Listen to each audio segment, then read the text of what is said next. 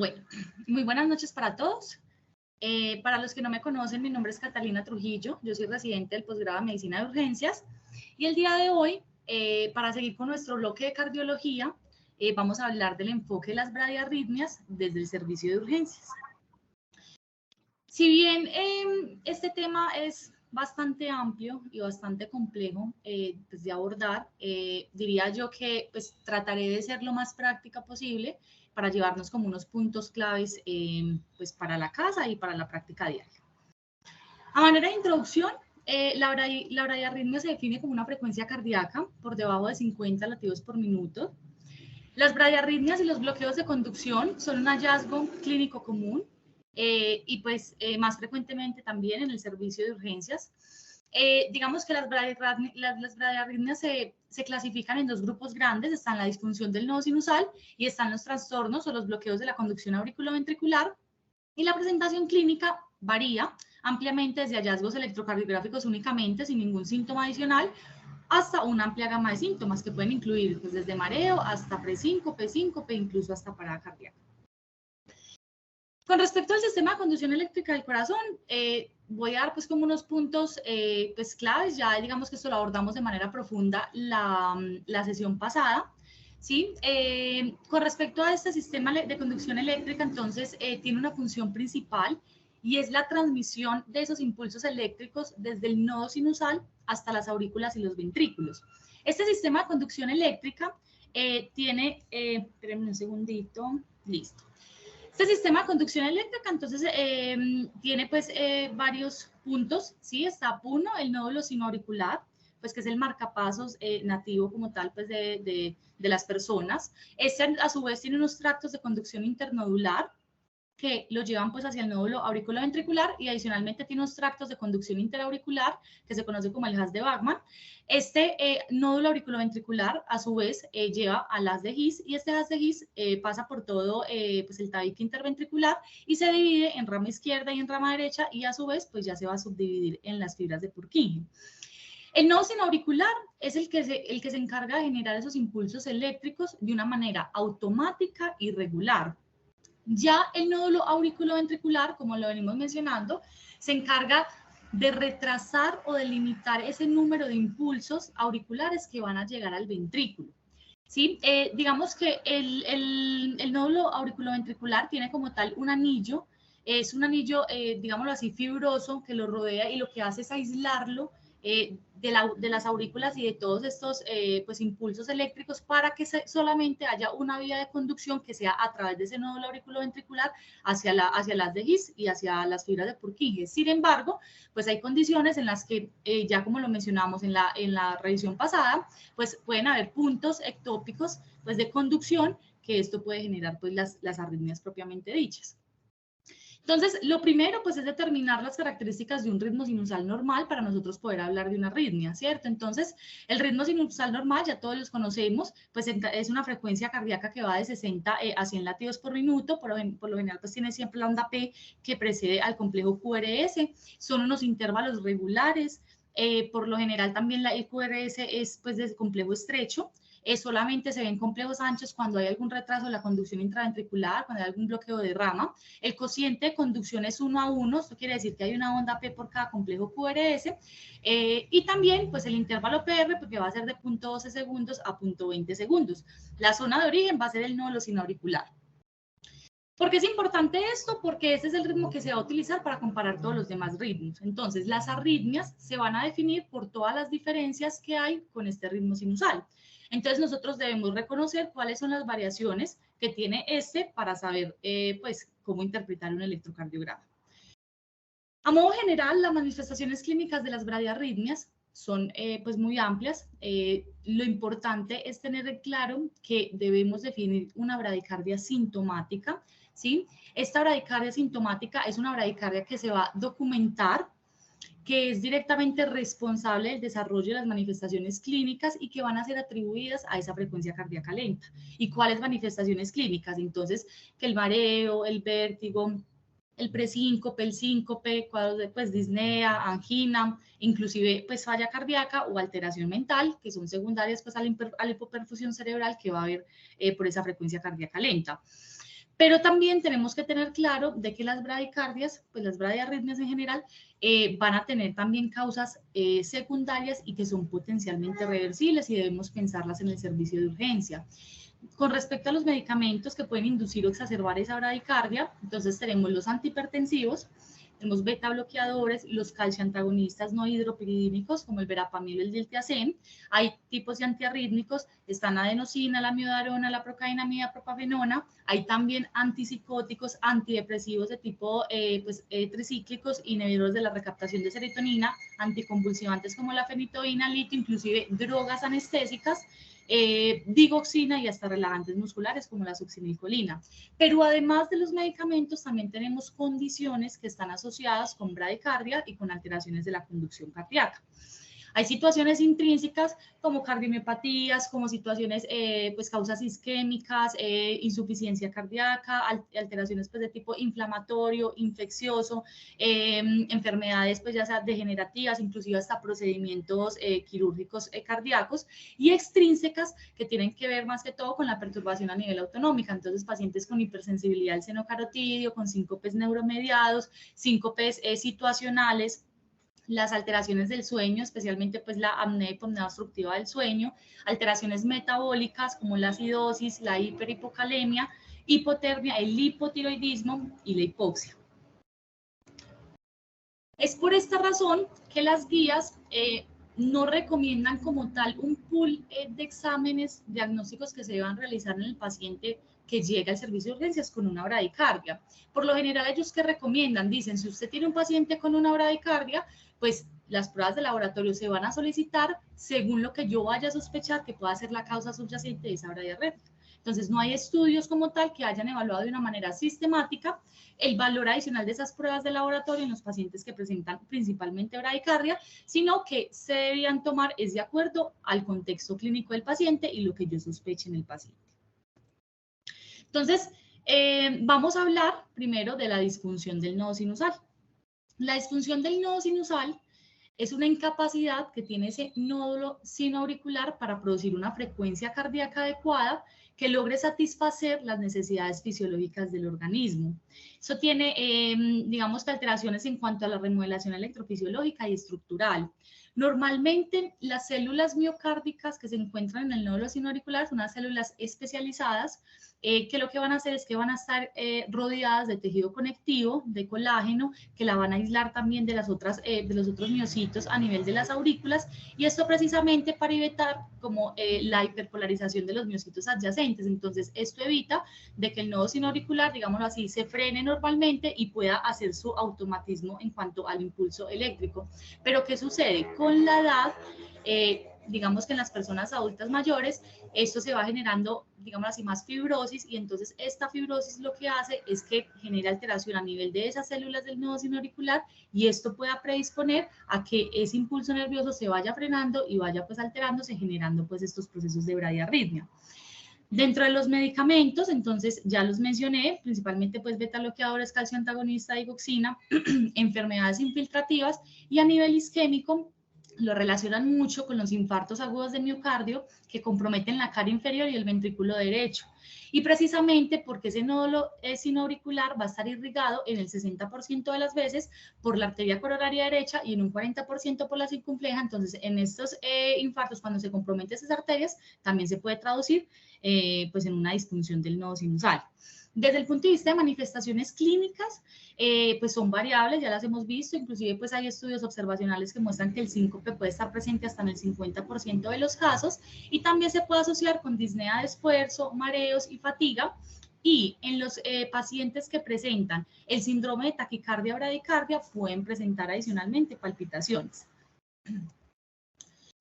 La disfunción del nodo sinusal es una pues de las causas principales para colocar marcapasos, ¿sí? Representa hasta el 50% de los implantes de marcapaso en Estados Unidos. Y como les mencionaba, es una alteración que es pues crónica, es progresiva, y por lo general se presenta comúnmente en los pacientes ancianos, ¿sí? Más o menos a la quinta, sexta de década de la vida empieza a haber pues como un riesgo mayor, y normalmente pues inclusive esto puede doblarse hasta los 70, 80 años.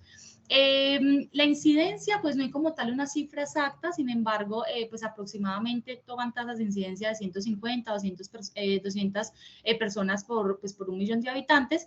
Y algo muy importante en cuanto a esta disfunción del nodo sinusal es el diagnóstico. Para nosotros hacer un diagnóstico de disfunción del nodo sinusal, debemos tener un paciente que tenga la bradiarritmia, estamos hablando de frecuencias de cardíacas por debajo de 50, y adicionalmente el paciente tenga síntomas y que se vean esos hallazgos electrocardiográficos durante la sintomatología del paciente.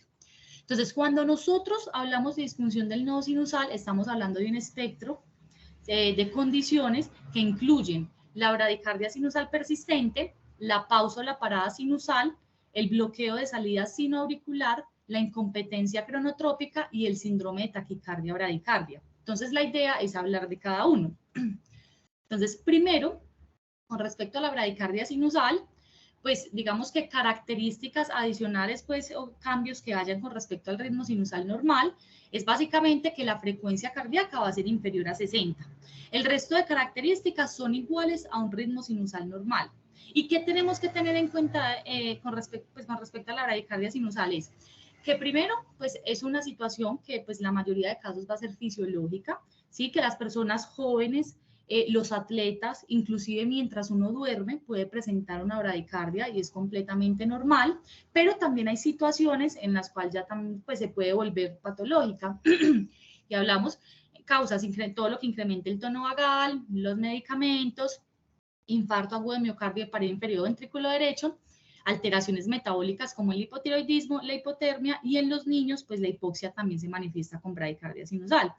Pero el problema no es la bradicardia sinusal, sino que es definir una bradicardia sinusal persistente, ¿sí? ¿Cómo la definimos? Como una frecuencia cardíaca que esté por debajo de 40 latidos por minuto durante el día y que tenga adicionalmente síntomas de la bradicardia, y es ahí donde ya se considera patológica y a menudo va a ser una manifestación de la disfunción del nodo sinusal.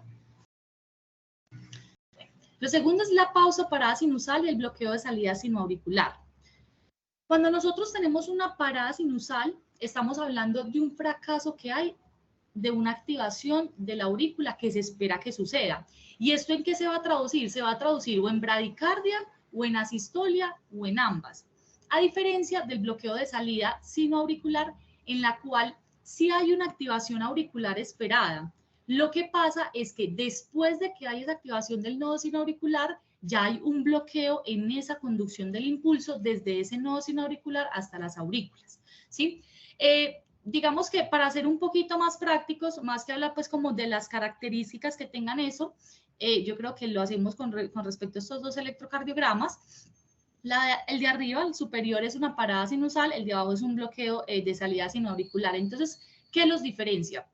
Cuando yo tengo una pausa sinusal, entonces, como el problema es a nivel de la activación de la aurícula, yo voy a tener primero los complejos, normal, onda P, QRS, la TEN, pero entonces llega un momento en el que esa aurícula no se va a activar.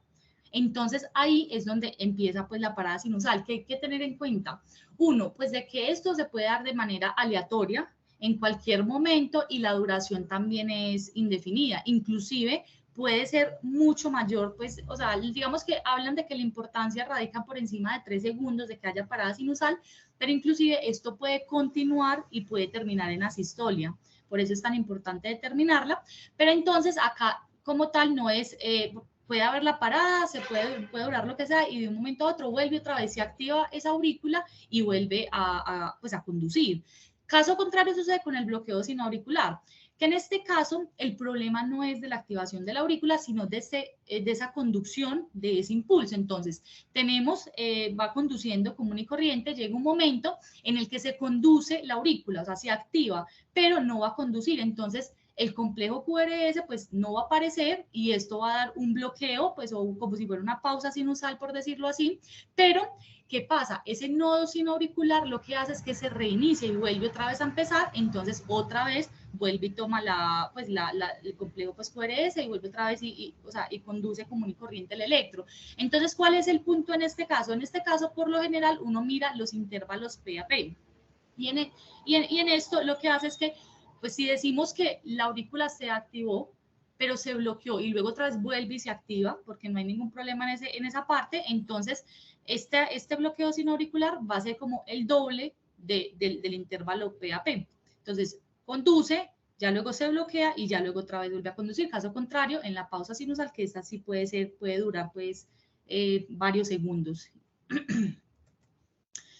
Dentro de las causas, pues también son muy similares, pues prácticamente todas son las mismas: incremento del tono vagal, hipoxia, hipercalemia, las dosis excesivas pues de los medicamentos o alguna lesión que haya específicamente en el nodo sinoauricular o en la aurícula, ya sea pues por un proceso isquémico. Entonces, esa parada sinusal y el bloqueo de salida sinoauricular transitorios, digamos que en la clínica uno pudiera decir que no tiene pues como tal una significancia clínica. Si aparece, eso sí, algún ritmo como de escape pues de la unión auriculoventricular, porque si no aparece, por ejemplo, en la parada sinusal, pues nos podemos ir directamente hacia una sistolia, entonces ahí sí hay que ponerle cuidado.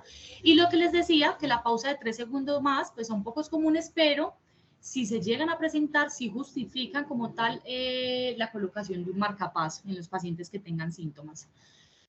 La incompetencia cronotrópica es la incapacidad que tiene el corazón para ajustar esa frecuencia cardíaca en respuesta al ejercicio físico o al cambio de alguna demanda metabólica. Como tal, no hay unos criterios universales para nosotros diagnosticar la incompetencia cronotrópica. Sin embargo, pues en la práctica clínica se utiliza la imposibilidad de alcanzar el 80% de la frecuencia cardíaca máxima, que va a estar definida por 220 menos la edad, en el ejercicio máximo durante una prueba de esfuerzo. Con respecto al síndrome de taquicardia o bradicardia, pues tener claro de que las taquicardias son supraventriculares, por lo general aparecen en al menos el 50% de los pacientes. Las que más se asocian son la fibrilación auricular y el flúter auricular con respuesta ventricular rápida.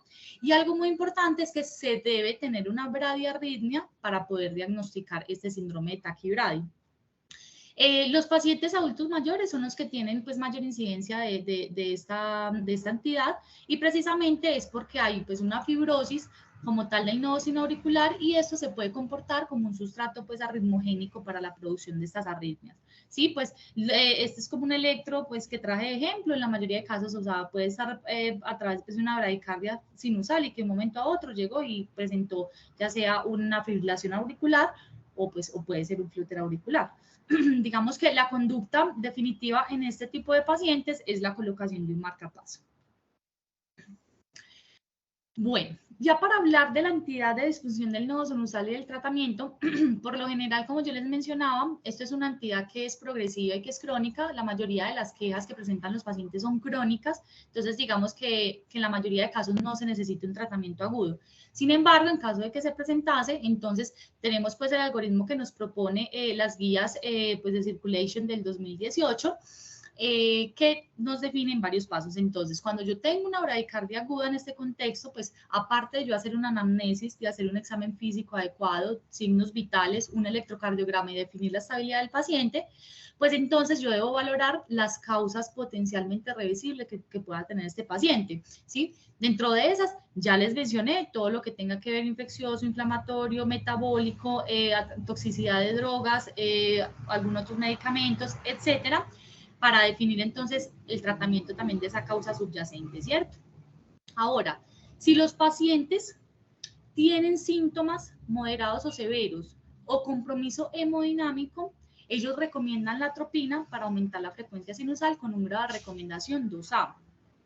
La atropina es un parasimpático lítico que lo que hace es inhibir los receptores muscarínicos pues, anticolinérgicos, y lo que hace es aumentar el automatismo en el nodo sinoauricular. Entonces, la dosis que ellos recomiendan es de pues, 0.5 a 1 miligramo, que se va dando pues, cada 3 a 5 minutos y máximo 3 miligramos. Y ellos justifican pues como esta recomendación es básicamente los pacientes con bradicardia sinusal que están hemodinámicamente inestables y con bloqueo auriculoventricular, es porque los estudios que se han realizado, a pesar de ser estudios observacionales, muestran un riesgo mínimo de que esto pueda empeorar la bradicardia o procesos de isquemia o potencial la fibrilación ventricular en estos pacientes. O sea que pues por eso la ponen dentro pues de la recomendación. Eso sí, hacen una contraindicación, dicen no lo usen en los pacientes que tienen trasplante de corazón, y precisamente porque estos pacientes pues tienen una denervación autonómica, entonces esto no les va a servir, e inclusive se ha visto que la atropina puede generar antes una bradicardia, pues un empeoramiento de la bradicardia de manera paradójica en este tipo de pacientes.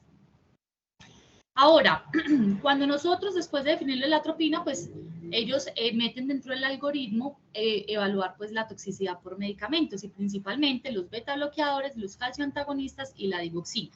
Entonces, si yo tengo un paciente con una intoxicación por calcioantagonistas, entonces lo ideal y el tratamiento de elección es el calcio intravenoso. En esto, pues, la idea no es profundizar, tenemos un bloque pues, de toxicología para hablar de esto más adelante, pero sí tener en cuenta que en caso de tener esto, pues lo ideal es utilizar gluconato de calcio o cloruro pues, de calcio al 10%, se dan pues dosis bolos iniciales cada 10 a 20 minutos o se puede continuar pues una infusión, como lo mencionan pues ahí en las guías con estas dosis. Si yo tengo un paciente con una bradicardia que está asociada con síntomas, un compromiso hemodinámico y adicionalmente tiene intoxicación por beta bloqueadores o por calcio antagonistas, también se puede recomendar la terapia con glucagón o con insulina. El glucagón, pues lo mencionan dosis bolo de 3 a 10 miligramos y luego continuar una infusión de 3 a 5 miligramos hora. Y la insulina recomiendan dosis altas de 1 unidad por kilo en bolo y ya luego continuar una infusión de 0.5 unidades por kilo hora. Y siempre haciendo seguimiento de la glicemia y de los niveles de potasio. Bueno, ya cuando tenemos pacientes con sospecha de intoxicación pues por digoxina y que estén cursando con una bradicardia inestable, entonces recomiendan el fragmento de anticuerpo FAB de digoxina para aumentar la frecuencia cardíaca y mejorar los síntomas. Consideraciones pues con este anticuerpo, pues esto depende es de la dosis de digoxina que se le haya dado al paciente y precisamente porque un vial de este anticuerpo, que son 40 miligramos, lo que hace es unirse aproximadamente a 0.5 miligramos de digoxina, o sea que la dosis va a variar dependiendo pues de lo que haya consumido de digitalico el paciente. Se administra pues en un lapso de al menos 30 minutos y se puede repetir la dosis. Algo a tener en cuenta también con la digoxina es que no recomiendan la diálisis para eliminar la digoxina. Los estudios han mostrado que es muy bajamente dializable, pero que sí se puede utilizar la hemofiltración, la hemodiálisis, perdón, para los pacientes que tienen hipercalemia potencialmente mortal. Eso sí se puede utilizar. Bueno, ya en los pacientes después de haber descartado que sea por una intoxicación medicamentosa, entonces lo ideal es evaluar si el paciente tiene una probabilidad alta o baja de una isquemia coronaria. Entonces, si yo le di la atropina al paciente, descarté de que no sea una toxicidad por medicamentos, el paciente sigue inestable y adicionalmente yo digo, bueno, pero muy probablemente no sea por algo isquémico, no sea por un infarto o algo, entonces dice, considere el uso de beta-agonistas, entonces el isoproterenol o utilizar dopamina, dobutamina o dopinefrina para aumentar la frecuencia cardíaca y mejorar los síntomas. El isoproterenol en la práctica pues, clínica se utiliza más que todo en los laboratorios de electrofisiología, entonces nosotros pues disponemos de dopamina, pues epinefrina, dobuta. Las dosis pues son pues, las que conocemos, por lo general con la dopamina lo ideal es iniciar con 5 microgramos kilo minuto y se va aumentando pues de a 5 para mirar, o sea, la respuesta del paciente o hasta un máximo de 20 microgramos kilo minuto, porque dosis mayores pues ya se pueden asociar con efectos adversos, o sea, arritmias potencialmente mortales. Ya con respecto a la epinefrina, entonces recomiendan o de 2 a 10 microgramos minuto o una dosis de 0.1 a 0.5 microgramos kilo minuto y se va titulando según la respuesta del paciente. Bueno, ya con respecto, ellos toman unos 12 contextos clínicos de los pacientes y es uno, los pacientes post-trasplantes cardíacos y los pacientes en el contexto de una lesión aguda de la médula espinal. Entonces, en estos pacientes, ellos recomiendan el uso de las metilsantinas para aumentar la frecuencia cardíaca y pues mejorar los síntomas del paciente. Y precisamente como lo hablábamos, en los pacientes que son post-trasplantados de corazón, en estos casos, pues como tienen esa denervación autonómica, entonces la atropina no va a servir, pero los estudios sí han mostrado que la aminofilina o la teofilina si aumentó la frecuencia cardíaca pues en este tipo de pacientes y precisamente porque estos pacientes cuando salen al posoperatorio, en ellos los valores de bradicardia cambian. Por lo general una frecuencia cardíaca por debajo de 70, 80, uno diría de que el paciente pues está bradicárdico y que no suple pues como tal esas demandas metabólicas pues en el posoperatorio. Entonces sí sería pues lo ideal pues utilizar, ¿cierto? Pues estas antinas. Y en el marco pues de una lesión aguda de la médula espinal pues también hay compromiso a nivel pues autonómico que estaba por esa hipotensión, la bradicardia. Entonces en estos casos pues también recomiendan las metrizantinas para aumentar esa frecuencia cardíaca y mejorar los síntomas. Estas son las dosis. Por lo general pues la minofilina se utiliza 6 miligramos por kilo, en no menos pues de 20-30 minutos en bolo, y la teofilina que se va a utilizar en casos de los prostransplantados 3 miligramos IV y luego se sigue oral. Y en cambio, pues en los pacientes que tienen pues trauma raquimedular se utiliza la teofilina o una dosis oral de 5 a 10 miligramos por kilo. Eso se va titulando a medida pues de la respuesta clínica del paciente y también siempre teniendo en cuenta pues los rangos terapéuticos a nivel serio. Si el paciente, a pesar de todas esas medidas farmacológicas que se le hizo, todavía persiste hemodinámicamente inestable, entonces es ahí donde yo ya debo pensar en el uso de un marcapaso. Entonces, si el paciente está críticamente enfermo debido a una bradicardia, entonces yo puedo empezar con un marcapasos transcutáneo y lo puedo dejar como una terapia puente mientras que organizo todo para colocar un marcapaso transvenoso temporal, o en caso de que esté disponible de manera inmediata la colocación de un marcapasos permanente, pues entonces en ese caso llevarse pues para la colocación del marcapasos permanente.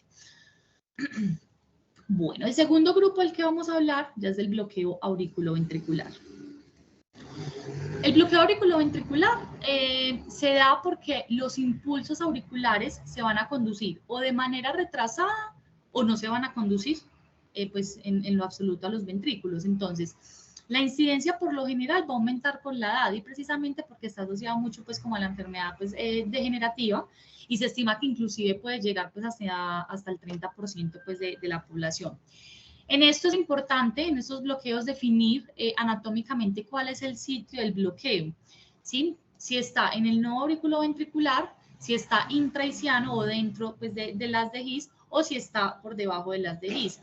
¿Y por qué esto es importante? Porque cuando hay un bloqueo del nódulo auriculoventricular, por lo general, la progresión de estos bloqueos es mucho más lenta. Los ritmos, pues ellos tienen unos ritmos de escape ventricular que por lo general son más rápidos y adicionalmente pues van a responder muy bien pues, al uso de la atropina y de las catecolaminas. En cambio, los que son pues bloqueos que afectan el haz de His o por debajo, pues son bloqueos que van a ser, pues que van a progresar mucho más rápido, que por lo general, pues los ritmos de escape ventricular van a ser mucho más lentos. Y en estos pacientes, digamos que el uso de atropina, pues no estaría pues indicado, o sea, no serviría, pero sí pudiera servir pues el uso de las catecolaminas. Con respecto entonces a la atropina, es muy importante tener precaución pues en presencia de los bloqueos auriculoventriculares y los complejos QRS anchos, que como vamos a ver, esta es como la característica que nos puede ayudar a pues como a definir si el bloqueo, o sea, la alteración del impulso eléctrico está o en el nodo auriculoventricular o por debajo, ya en el haz de His. Entonces, el bloqueo auriculoventricular de primer grado, esto pues se da por un retraso que hay constante de esa conducción del impulso eléctrico a través del nodo auriculoventricular. ¿Y cómo se va a traducir eso? Entonces, se va a traducir en una prolongación del intervalo pues PR. ¿Sí? Por lo general va a estar por encima de 200 milisegundos. ¿Qué hay que tener en cuenta? Normalmente va a haber siempre pues la conducción, onda P complejo QRS, los intervalos PP y RR pues van a ser iguales, la conducción va a ser 1 a 1, es decir, una onda P por cada complejo QRS, y a menudo pues los complejos QRS pues van a estar, pues son complejos estrechos, ¿cierto? Dentro de las causas, entonces también son iguales pues como a todo lo que hemos venido, ya sea por causa isquémica, toxicidad medicamentosa, o alteraciones metabólicas o infecciosas. Y en este bloqueo de primer grado, pues por lo general los pacientes no van a tener ningún síntoma, entonces no requiere pues ningún tratamiento específico. Lo ideal es que en caso de que se presentara y uno sospechara alguna causa subyacente, pues tratar esa causa subyacente pues para que haya mejoría de este bloqueo, ¿cierto?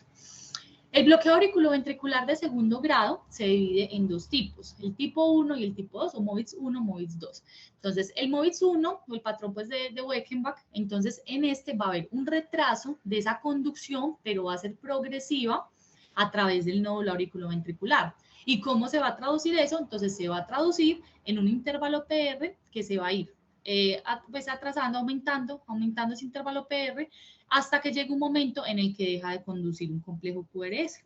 Sí, entonces, en este caso, la frecuencia va a estar dada, pues, dependiendo del ritmo subyacente, es decir, la frecuencia auricular, pues, va a ser el ritmo sinusal, que va a estar presente siempre, y la frecuencia ventricular, pues, en este caso, va a ser menor, porque va a haber un QRS que no va a conducir, entonces en este caso aquí aumentaría, pues cierto, digámoslo así, disminuiría la frecuencia porque aumentó el intervalo. Entonces esto también se traduce en que los intervalos RR pues van a ser desiguales, mientras que los intervalos PP van a ser iguales entre sí. Algo importante a tener en cuenta es el cociente de conducción. Y esto es la presencia de ondas P por cada complejo QRS. Normalmente, pues el patrón es 5-4, 4-3, 3-2, o puede ir inclusive 6-5, etcétera, pero no va a 2-1. Este es otro tipo de bloqueo, ya más adelante se los muestro, que hay que tener en cuenta, pues, que son unos bloqueos, pues, de alto riesgo, pero que no se comportan, o sea, uno se mete dentro del bloqueo, pues, MOVITS 1 de segundo grado o MOVITS 2 o de tercer grado, ¿cierto? Son aparte. Entonces, pues las causas de este bloqueo, pues son las mismas que las mencioné pues anteriormente, y en este caso, el bloqueo AB de segundo grado MOVITS 1, por lo general, pues es transitorio, es reversible, digamos que sí hay, probabilidad de que evolucione hacia un bloqueo AB de mayor grado, pero esto es importante que responde a la administración de atropina, ¿sí? Porque el problema está pues en el nódulo auriculoventricular. El bloqueo auriculoventricular de segundo grado, MOVITS 2, en este ya hay un bloqueo de la conducción a través del impulso eléctrico en una de las ramas de las de His. Y adicionalmente hay un bloqueo intermitente en la otra rama. Entonces, en este caso, digamos que el intervalo PR sí va a estar normal, se condujo bien, pero el problema ya radica en que un momento a otro se bloqueó pues esa conducción, ese estímulo eléctrico y dejó de conducir un complejo QRS. ¿Sí? Cuando hablamos de las características en cuanto a la frecuencia, es igual como les mencioné con el anterior, el intervalo RR pues va a ser irregular, precisamente porque se pierden los complejos QRS y los intervalos PP pues van a ser iguales. Estos también tienen un cociente de conducción igual, pues puede ser 4-3, 3-2, 5-4, pero en este caso los complejos QRS tienden a ser ya pues anchos, ¿sí? Y entonces era lo que les mencionaba ahí cuando se tenía pues la idea de tener en cuenta el tipo, la localización anatómica. En este caso, ya pues es muy probable de que ya no funcione la atropina y ya se tengan que hacer son medidas pues adicionales, ¿sí? Una causa importante pues de este bloqueo AB de segundo grado MOVITS 2 es un infarto agudo de miocardio, pero de la pared anterior, y precisamente se debe al compromiso de la arteria descendente anterior, pues que irriga esta parte pues de las His. Entonces, por lo general va a evolucionar a un bloqueo pues completo de tercer grado, perdón, y pues la terapia definitiva es la colocación de un marcapaso y tener en cuenta que la atropina no es eficaz. Ahora bien, en esto también hay otro grupo que era lo que les mencionaba ahorita, que es el bloqueo auriculoventricular de segundo grado, 2-1 y bloqueo avanzado. Entonces, en la alteración de la conducción va a ser a través del nodo AB, de las ramas de las de His o de ambos. ¿Y cuáles son las características pues de este bloqueo? Entonces, básicamente es que pues el cociente de conducción, como lo mencionaba, es de 2-1, 3-1 o 4-1. ¿Qué quiere decir esto?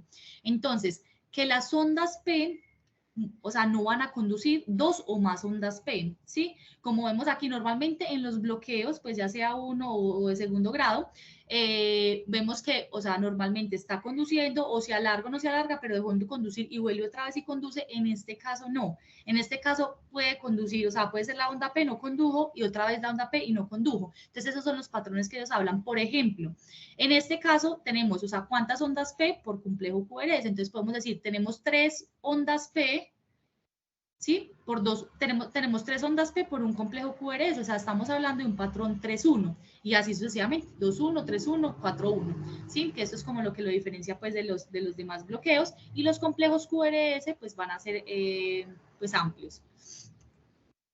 Normalmente, pues, la atropina en estos casos, pues uno diría que no es eficaz, pero pudiera ser eficaz si este bloqueo AB, pues 2-1 tiene un complejo QRS estrecho. Sí, porque eso nos implicaría que muy probablemente pues el compromiso también esté a nivel del nódulo AB, entonces pudiera, ¿cierto?, tener algún efecto, y pues la colocación de marcapasos, la terapia pues definitiva en estos tipos de bloqueo.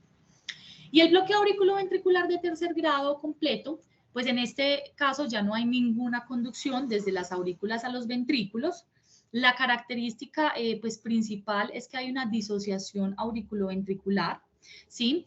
Digamos que hay que tener en cuenta es que normalmente los intervalos PP sí van a ser iguales entre sí, o sea, esto no se va a modificar, pero los RR sí van a ser pues súper variados. Y además también van a tener un complejo QRS pues ensanchado, y también puede tener, aparte pues de las ondas P, también pues como unas ondas F adicionales. En estos casos, pues ya todos sabemos, el tratamiento definitivo es el marcapaso.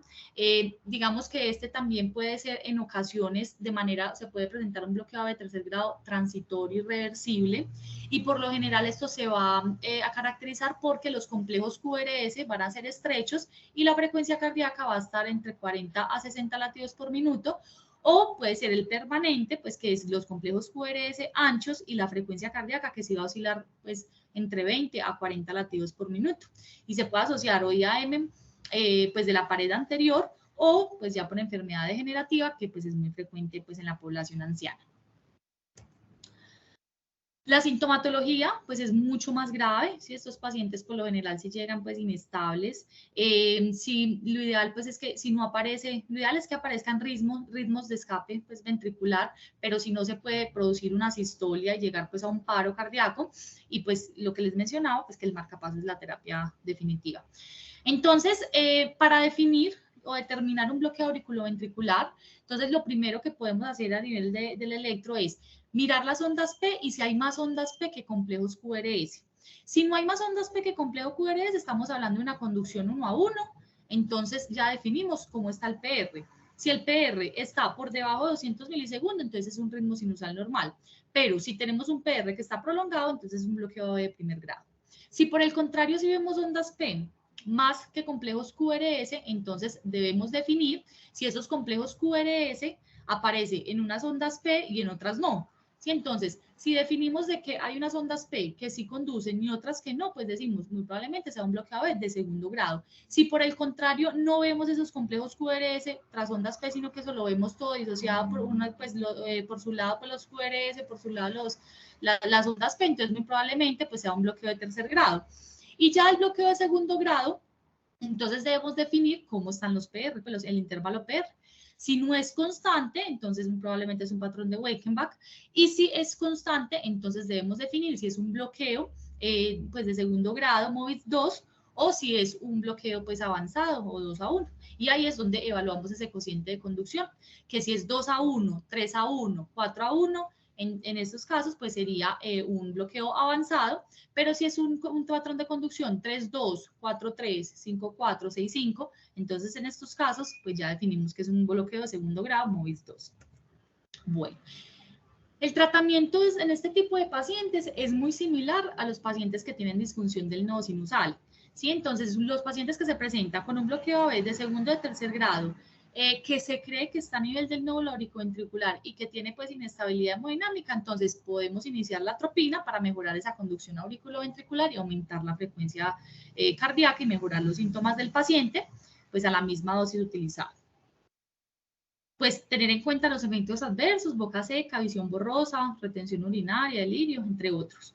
En los pacientes que tienen baja probabilidad de isquemia coronaria y que se presentan pues con estos bloqueos auriculoventriculares sin estabilidad hemodinámica, lo mismo, podemos considerar los beta-adrenérgicos como la dopamina, la epinefrina, el isoproterenol, a las mismas dosis indicadas en, pues en los que le mencionaba la disfunción del nodo sinusal. Los efectos adversos incluyen arritmias ventriculares, isquemia coronaria, hipotensión. Ya en los casos de los pacientes que tienen asociado al bloqueo auriculoventricular, compromiso hemodinámico y un IAM pues, de cara inferior, las guías recomiendan de que se pudiera considerar la aminofilina intravenosa para mejorar esa conducción auriculoventricular en una dosis de 250 miligramos en bol. Dentro de los efectos adversos, tener en cuenta que puede generar hipotensión, palpitaciones, dolor torácico, mareo, dolor de cabeza. Y en los casos en los que las terapias no son efectivas y son refractarias y el paciente persiste inestable hemodinámicamente, entonces ya se recomienda lo mismo, pues la ideal es la estimulación transcutánea que pueda servir como una terapia puente hacia la colocación de un marcapasos transvenoso temporal o un marcapasos definitivo o hasta que el paciente se le resuelva pues, la bradicardia, ¿listo? Bueno, digamos que esto es un resumen mucho más práctico que nos da pues la AJA del 2020 con respecto pues a las bradiarritmias. En este caso únicamente dice evalúe pues si tiene bradiarritmia, frecuencia cardíaca por debajo de 50, identifique y trate la causa subyacente, siempre tener en cuenta la reanimación adecuada, la vía aérea, accesos venosos, monitorización cardíaca, considerar adicionalmente causas hipóxicas o toxicológicas y en caso de que el paciente presente síntomas de inestabilidad hemodinámica, signos de inestabilidad hemodinámica como hipotensión, alteración del estado de conciencia, signos de shock, molestias torácicas, isquémicas o insuficiencia cardíaca, entonces ya recomiendan el uso de la atropina. En estas nuevas guías, lo que pues la dosis de la atropina cambió, ya se recomienda 1 miligramo en bol y se repite cada 3 a 5 minutos, máximo 3 miligramos.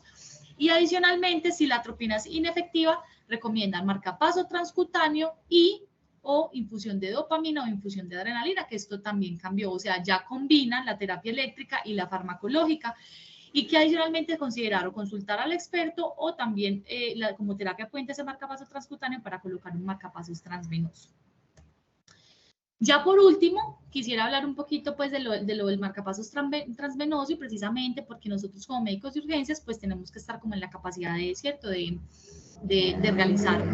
Entonces, el marcapasos transvenoso se encarga de restablecer esa despolarización cardíaca y lograr una contracción miocárdica efectiva. Y esto lo hace mediante la colocación de un electrodo que es basado en un catéter que pues, se pasa a través de un acceso venoso central y que llegue al ventrículo derecho. Y algo muy importante es que se va a realizar después de que otros medios de tratamientos menos invasivos hayan sido inefectivos. Las indicaciones son múltiples, hay unas indicaciones emergentes, hay otras indicaciones profilácticas desde el punto de vista pues, de urgencias y las indicaciones emergentes. Entonces hablamos de las bradiarritmias, que es la disfunción del nodo sinusal sintomática, paro sinusal, bradicardia sinusal, bloqueos auriculoventriculares de segundo grado, MOVIS 2 o de tercer grado. Ya pues con respecto pues a las indicaciones profilácticas es más que todo pues como en el contexto de los infartos agudos de miocardio y que tengan pues también pues disfunción del nodo sinusal o bloqueos o inclusive mencionan también bloqueos de rama izquierda, bloqueos bifasciculares, pues esto es como más desde el punto de vista pues hospitalario, ¿cierto? Bueno, los componentes de un marcapasos transvenoso temporal. Entonces tiene uno primero que es que es el generador del marcapasos externo, ¿sí? Pues tiene el interruptor pues descendido. La primera parte, esta es pues la parte pues de la frecuencia, ¿sí? Normalmente uno cuando va a colocar el marcapasos, lo ideal es poner una frecuencia más o menos entre 70, pues viene 70, 80 latidos por minuto. Cuando ya uno coloca el marcapasos y empieza a capturar ese marcapaso, entonces lo que hace uno es ir bajándole la frecuencia cardíaca, ¿cierto? Hasta, obviamente, si el paciente pues tiene como tal latido, ¿cierto? Si el paciente tiene una frecuencia cardíaca pero es demasiado baja, entonces uno intenta irlo ajustando dependiendo pues de los latidos del corazón del paciente. Si el paciente no tiene pues, porque está en paro, no tiene pues ritmo como tal de circulación, entonces ahí sí ya pues dejarlo a un ritmo de 70-80 latidos por minuto. Con respecto a la amplitud del control de salida, entonces esta es la cantidad de energía que yo le voy a dar para poder provocar esa despolarización de, pues, miocárdica. Entonces, normalmente cuando uno lo introduce pues como a la dosis máxima, que son 20 miliamperios, pero también lo ideal es irlo bajando a medida que el paciente también vaya capturando. Entonces, se va disminuyendo hasta que el paciente no capture, y ya luego lo que hace es que en ese momento donde el paciente ya deja de capturar, entonces se coloca pues el doble de la dosis. Entonces, si el paciente estaba con 1, entonces se deja a 2 más o menos el miliamperaje. Y la sensibilidad, que esta es la capacidad del marcapasos para poder detectar el latido intrínseco del paciente, y esto hace que nosotros podamos poner el marcapasos en modo sincrónico o asincrónico. Cuando nosotros lo vamos a colocar inicialmente, lo ideal es colocarlo pues asincrónico, o sea, ponerlo prácticamente en ceros, porque necesitamos que el marcapaso sea el que dé todo el ritmo del corazón, o sea, le dé pues como toda la descarga pues al corazón. Ya en el momento, como les mencionaba, si tiene pues latido cardíaco y eso, ya uno lo que hace es empezar a ajustar esa sensibilidad dependiendo pues de lo que el paciente, pues, o sea, los latidos que tenga el paciente y todo eso, para que ya vaya empezando a capturar. Y bueno, ya con eso, digamos que se va pues como jugando, digamos, lo ha sido modificando pues esas variables para lograr pues una adecuada captura de este marcapaso. Estos son otros componentes. Entonces están pues los catéteres. Pues, los catéteres para la colocación, estos por lo general son flexibles, hay unos rígidos, otros tienen pues balón, otros no tienen balón. Están los electrodos que son pues uno es negativo, el otro es positivo. Los adaptadores para coger pues los electrodos y unirlos al generador que les mostré previamente. Están estas pinzas de cocodrilo, esto se utiliza, se coloca en la derivación pues precordiales, principalmente pues en B1, y lo que hace es que se hace un monitoreo electrocardiográfico mientras que se va introduciendo pues el catéter del marcapaso, y está la jeringa acaso para inflar el balón, y la vaina introductoria, que es para yo tomar el acceso venoso central. En este caso, lo ideal es que sea mucho más grande pues que el catéter para que pueda pasar a través de esta vaina introductoria. La técnica es una técnica estéril, ¿sí? Es una técnica aséptica, normalmente se hace a través de un acceso venoso central. Las vías pueden ser yugular interno, puede ser subclavia, inclusive hasta femoral, ¿sí? Pues digamos que recomiendan que pueda ser o yugular interna o subclavia. La inserción, pues normalmente digamos que lo ideal es que sea guiado pues bajo ecografía. La inserción del catéter se puede realizar o a ciegas o a través de fluoroscopia o a través de monitoreo electrocardiográfico, pues que es lo ideal. Entonces lo que hace es que en el momento en que se introducen, pues a través del acceso venoso central se conecta los cables al generador de ese marcapasos externo con los valores pues predeterminados, y se empieza a avanzar ese electrodo a medida pues de que va pasando por la aurícula derecha, por la válvula tricuspidia, pues al ventrículo, al llegar al ventrículo. Esto va generando pues como unas alteraciones, unos hallazgos pues electrocardiográficos específicos, y ya cuando llega a la parte pues del ventrículo derecho, ya hay un patrón de bloqueo de rama izquierda que está pues con la espiga del marcapaso. Entonces viene la espiga del marcapaso y empieza pues el bloqueo de rama izquierda. Eso se ve pues en el monitoreo electrocardiográfico, y ahí definimos pues de que muy probablemente pues está bien colocado. Y otra cosa que se puede hacer con el uso de la ecocardiografía es colocar una ventana subsifoidea. Esto nos muestra las 4 cámaras del corazón, y a través de eso podemos también determinar si está bien colocado el marcapasos. Después de nosotros colocar el marcapasos, tomamos una radiografía de tórax para mirar que el marcapasos esté bien colocado, y un electrocardiograma de 2 derivaciones, y precisamente para ver pues de que esté capturando bien el marcapasos con el patrón pues de bloqueo de rama característico. Tener en cuenta las complicaciones que pueden estar o relacionadas con la obtención de un acceso venoso central, que puede ser o por una punción arterial o por un neumotoras que se realice, que se genere por la colocación pues, del acceso venoso central, procesos infecciosos o en menor frecuencia, alguna embolia gaseosa, trombosis venosa, tromboflebitis.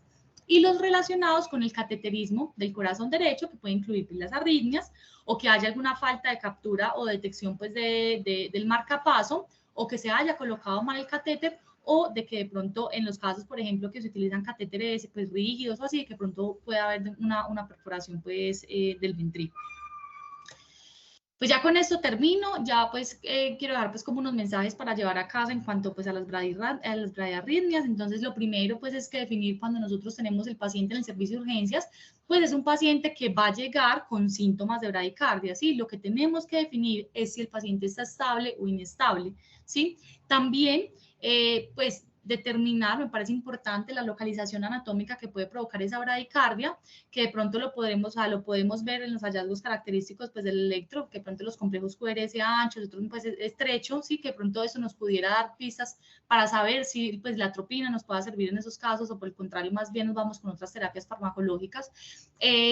A valorar siempre las causas secundarias de bradiarritmia, ¿sí? Ya vimos que son bastantes, que inclusive ya las incluyeron pues en el nuevo algoritmo de la AJA del 2020. Y pues ya por último, que debemos brindar pues un manejo óptimo y oportuno que incluya una adecuada reanimación del paciente, ¿sí? Todo, no olvidar nunca pues el ABCD, la elección de los fármacos y siempre pues también saber el conocimiento para la colocación y el monitoreo de los marcapasos en el servicio de urgencias. Eso era pues lo que les traía para hoy. Pues antes de la discusión quería invitarlos al segundo Congreso Nacional de Residentes de Medicina de Urgencias. Va a ser llevado el 2 y el 3 de septiembre acá en la ciudad de Manizales. Todos están cordialmente invitados. Tenemos unos talleres precongresos también de vía aérea no anticipada y fallida, ecocardiograma en el servicio de urgencias y traqueostomía percutante. Entonces están pues invitados, ahí están el número pues para mayor información o nos pueden seguir a nuestras redes sociales, Urgencias UDC, que ahí también les podemos dar información con respecto a esto. Muchísimas gracias.